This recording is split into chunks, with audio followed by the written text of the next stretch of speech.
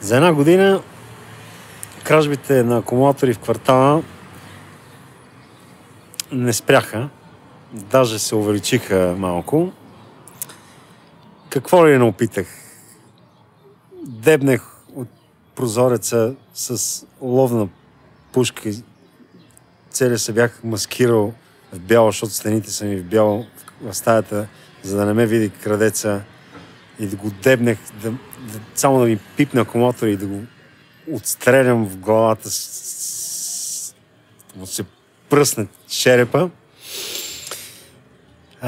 Слагах корабна сирена, за да може като дигне капака да звуковата вълна да го унищожи някакси, да го изпари в небитието. Кабели от високоволтов проводник включвах, за да може да го тресе тока и да не го пусне в продължение на години, ако може, за да видя как се разпада плътта на крадеца. Обаче не помогна, само ми създаде много главоболия, плащах сметки за ток големи, така с корабни компании имах проблеми и изобщо и много средства дадах. И какво ли не опитвах, и в крайна сметка само разходи, нерви, напрежение и така или иначе си ми крадяха акумулатора. И тогава реших, че най-добре е да опитам аз да открадна акумулатор, за да разбера мисленето на крадеца, докато краде акумулатор, за да вляза в неговия ритъм и когато го науча, да мога да го хвана от опита, който съм натрупал като крадец на акумулатори. Тогава се замислих от кой да открадна акумулатор и реших, че най-добрият вариант, разбира се, когато решиш да откраднеш нещо, е да крадеш от най-добрия си приятел. И реших да открадна акумулатора на Жоро. Той ми е най-добър приятел. Ако ме хване в крачка, ще му върна акумулатора, ще му кажа извинявай, шега си направих и така не може да се размине лесно, пък и да не се размине, най-добър приятел ти винаги може да му кажеш майната ти, да му се разсърдиш и той да се почувства виновен, че те обвинил в кражба. Една нощ го издебнах, как се прибра, видя го, че и той дебне, защото и на него му крадат акумулатора. Изчаках го да се унесе малко, видях, че заспа от прозореца, падна на земята, явно вече много изморен, взех му акумулатора и докато го правя това, се чувствах като герой от филм и ми беше толкова приятничко и вкусно ми беше и взех акумулатора и се затичах и бях като балерина. Тичах и към къщи, той изобщо не ми тъжеше, подмятах си го от щастие, че съм откраднал акумулатор и се прибрах къщи и тогава се зачудих дали да му върна акумулатора или да си го запазя за себе си, обаче си изплаших, че мога да реши, че аз съм украл акумулаторите до сега и затова реших да си затрая и го продадох този акумулатор. И с паричките отидах в кръчмата, защото там имах натрупан дълг. Върнах си дълга и в този момент кръчмаря каза, идваш в най-подходящия момент. Точно мислих да затварям, защото просто няма пари. И сега с тези парички сядай, какво ще пиеш? Чакай само за момент да отида до месаря, да му върна на него едни пари. Върна му пари на месаря. Месаря каза, аз до сега само като бонове имам в една тетрадка. Реални пари през мен не са минавали от 4 месеца. Всеки взима, а не дава. Така че идваш точно на време. И той каза, и аз ще дойда в кръчмата, ще донеса саламче, кашкавалче, лютеничка, хляб и лук. Обаче преди това, само да отида до едно момиченце от квартала, ние си го ползваме, нали, като има нужда, а и без нужда си го ползваме, да ви кажа често.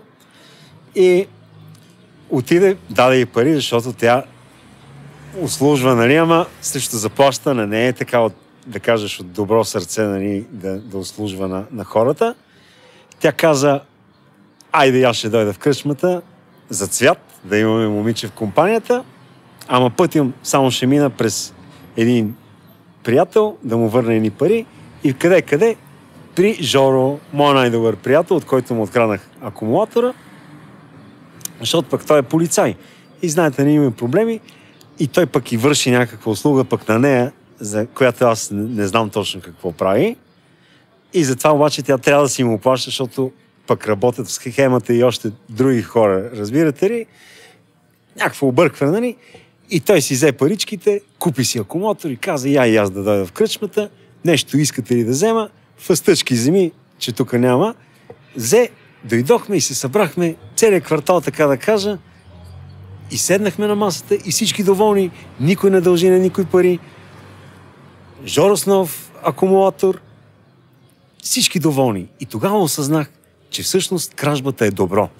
Когато видим много хора заедно да се усмихват, да са фриволни и да са с приповдигнато настроение, несъмнено става дума за някаква грандиозна кражба, в които всички те участват. Кражбата обединява, върти икономиката, важните неща се въртат между хората и всички са щастливи. Например, имаш бормашина в мазето, или по-скоро нямаш бормашина, а ти трябва да забиеш един пирон. Отидеш, разбиеш 10 мазета, вземеш бормашина на някакъв човек, който си е купувал тази машина от ГДР преди 50 години и не я ползва. Пробил си е там една дупка, за да наблюдава съседката, да кажем, в другия апартамент. И след това си е зарязва тази машина в мазето и тя почва да не се върти, почва да се разваля тази машина. Тя, като не работи, тя се разваля. А така, като му откраднеш, хем правиш услуга на този човек да си има място в мазето, да си сложи буркани, примерно с люти чушки, да кажем. Хем правиш услуга на бормашината, че да не се развали. Хем си правиш услуга на себе си. Хем след това оставиш бормашината, някой друг да открадне. Правиш услуга и на друг човек, и на трети, и на четвърти, и на пети, и така. Затваряш цикъла. Тая машина става нужна и необходима. Кражбата прилича на подаръка. Проблема при подаръка е, че ти подаряваш, да кажем, подаряваш джапанки на някой твой приятел. Обаче той, да кажем, има 20 чиста джапанки, защото всички му подаряват джапанки. Ситуация. Случва се такива неща.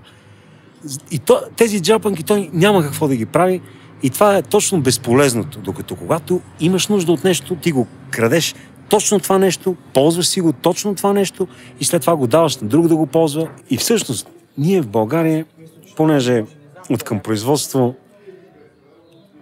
не виждам как точно ще стане. Ние не сме народ, който ще произвеждаме някога нещо. Поне да си усъвършенстваме кражбата, която ни е заложена в кръвта и ние си го умеем. Всички в България крадем. Даже може да разширим възрастовата граница в кражбата. Тя да падне до 2 годишна възраст, да кажем още в детските ясни. Преподавателите могат да се създадат преподаватели, които да възпитават от децата усещането за култура на кражбата.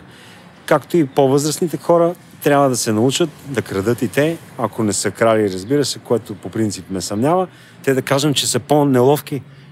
Така направи се, че не го виждаш като ти краде, за да може да толерираш кражбата от страна на възрастните хора. И на децата така, толерирай, нека да крадат. Като го видиш, че открадне, пък се завърти на другата страна, за да си помисли, че го открадна и то ще си свикне. И ако сега крадеме само 80% от населението, хубаво е тези 80% да се увеличат и по възможност до 99%, само да кажем кърмачетата не могат да откраднат, защото още не са добре с ръчичките.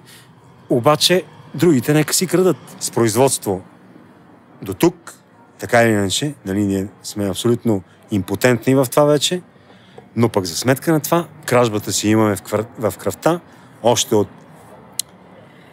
хайдути и така нататък, но това трябва да се развива. Кради, построй университет. Кради, построй нещо друго. Кради, дай на съседа, дай на оня, дай на тоя.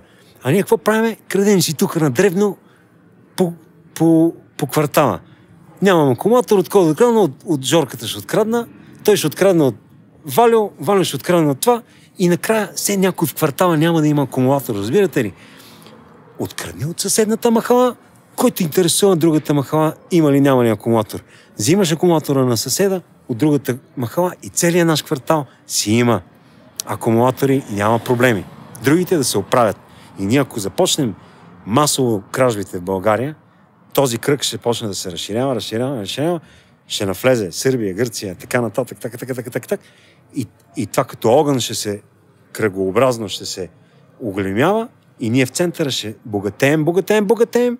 Тези в периферията, значи румънци, гърци, те така иначе няма значение.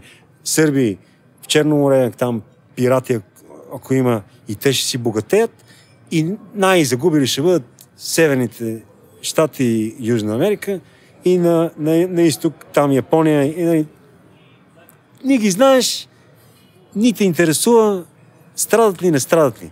На едро ниво обаче проблема е голям, защото един политик открадва милиони, заделя много малка част за кебапчета, кюфтета, рейсове, за да може да спечели пак изборите, пак да краде. Обаче той не дава, не влива това, което е откраднал, защото той мисли само да вземе много пари и да си ги пакетира и да си ги сложи в буркан и то буркан да си го закара в швейцарската сметка и там да си го оставя буркана на съхранение в някой сейф. А не го пуска този буркан надолу, за да може да се завърти икономиката крупно вече. Прави ми впечатление. Ако хванем крадец, който краде на дребно, там изливаме цялата си енергия. Фокусираме се върху дребните крадци. Те, които крадат до 50 стотина лева, като открадне и цялата национална агресия се излива върху ето, той открадна бормашината, дайте да го убием. А когато някой открадне милиони, си казваме, не наядаха се тея. Лягаме, хапнем си кюфте, легнем и заспиваме и на другия ден сме забравили, че някой си откраднал милиони. И това е големия проблем пък на народа тук в България. Ние някак си прощаваме на те, които крадат много, пък не са включени в икономиката, а на те, които крадат по-малко, там сме безпощадни. Въпреки, че и ние сме в същата ситуация да крадем по-малко, от тук, от там, но на нас си прощаваме, на другите не прощаваме, а най-много пък прощаваме на те, които крадат най-много. Защото на дребничко гледаме и много ни е закрит. Така сме малко. Това трябва да се промени. Трябва да изискваме от тези, които крадат милиони и да дават. Не само да взимат, но и да дават. Когато създадем култура на кражбата у децата, един ден ние ще създадем и политици с умение да крадат от името на целия народ, да крадем ние, а не само един човек да краде и да труп. Да вземем пример от някоя съседна страна. Например, Гърция. Там, примерно, политиците крадат по-много. Обаче, взима си 20%, нали, от кражбата. Всеки крадец трябва да си вземе някакъв процент, но другите ги дава на народа и народа живее спокойно, приятно, не бърза за никъде и е доволен. И когато ги хванат вместо престъплението, вместо да има някакъв проблем, те им казват, дайте сега ще им дадем още помощи, да си крадат още, да може, нали, народа да си е щастлив и спокоен, и правителството да е спокойно, и ние всички, които сме в играта, всички да сме спокойни. Сиртаки и това е. А ние...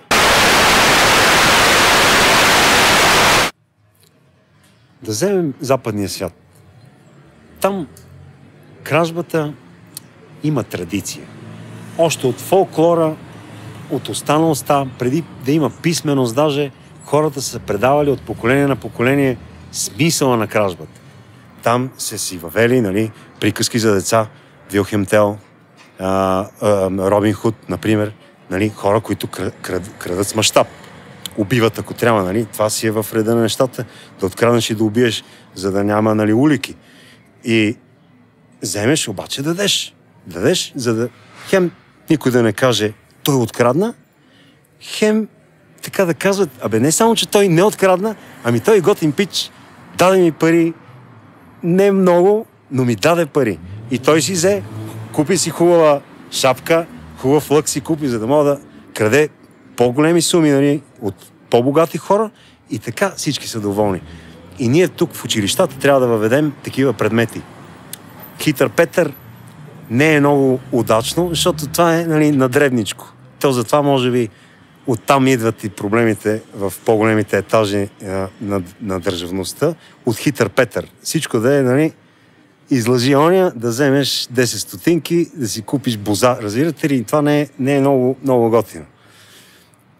Вилхем Тел, Робин Худ, това са емблематични герои и това си е в учебниците, в учебната програма е заложено това нещо, за да могат децата да знаят.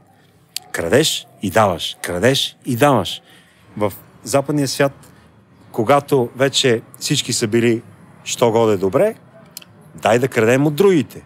Отиват в Нигерия, пращат армия, избият 10 човека да вземат страха от нигерийците, правят си колония и почват да грабят. Всичко това обаче къде отива? В народа. Построй хубава къща за този, за онзи, хубав университет, дай образование и така.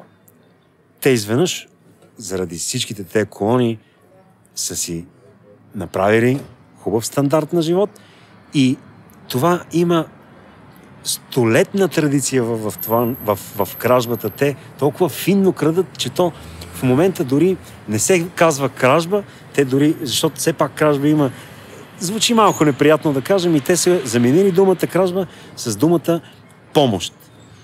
Много по-милосърдно звучи, много по-приятно, така за средния зрител е много хубаво да чуе помощ.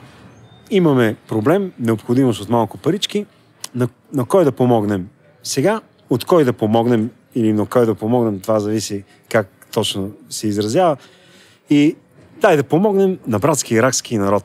Отиваме в Ирак, пращаме самолети, валят си багери, сриваме всичко до основи, избиваме малко хора, нали, за да е по-ефектно, оставяме по-богатите, другите, нали, си е пълнеж, нали, махаме от пълнежа, оставаме те, които ни трябват, след което почваме да пращаме фирми строителни, с тези пари, които сме дали на иракския народ, си плащат на нашите фирми, за да изградат Ирак наново, връщаме си паричките в нас, взимаме малко нефт, малко форми или там каквото има в Ирак и всъщност хем не сме дали пари, хем сме взели пари, хем пък са ни и благодарни иракчаните. 3 в 1. Киндер сюрприз. Просто това е най-добрия, просто това е съвършенството на кражбата, което ние, за съжаление, сме много далече от това, но ако може поне малко да прихванем и си създадем армия и примерно превземем Братислава, да кажем, и ние ще можем да я разрушим, да пуснем български фирми, да асфалтират улиците на Братислава, да построят нови кооперации. Ние в това, специално за София, имаме много фирми, които могат да строят, имат нови квартали, имаме опит в строежа на това. Верно, не е много качествено строителство, но пък все пак братския народ ще ни е благодарен на каквото и да е, като дойде зимата, нали? И така, и те ще са доволни, и ние ще сме доволни, и така ще си създадем ние наша си култура на богатството. И си мисля, че България трябва да създаде крадци със самочувствие. Това ни липсва в момента. Един крадец със самочувствие няма нужда да складира в банки. Няма нужда да трупа. Той знае, че има целия свят. Когато нещо му трябва, той просто си го взима. Докато съвременните политици ги е страх, че утре няма да могат да крадат, защото не са добри крадци. Затова те трупат, защото утре може да спре кранчето и те могат да станат бедни. И този страх ги кара, освен да крадат от чуждите, да крадат и от своите си. Един крадец със самочувствие е изтънчен. Той има нужда от хора, от изява. Той има нужда да бъде готин, да бъде пич. Затова един крадец със самочувствие не трупа само за себе си, ами дава за да може да си създаде общество, където да бъде тачен, за да може да говори с някой, а не да е самотен в палата, който си е построил. И най-важното, един крадец със самочувствие има достатъчно много време да построи нещо, да измисли, да направи нещо за другите и за себе си. Нещо, на което той да се радва и другите да се радват. Ето, това има нужда България. От крадци със самочувствие. Защото ние всички, за съжаление, тук крадем натребно. Крадем от своите си, крадем по-малко. Ние всички крадем като кокошкари.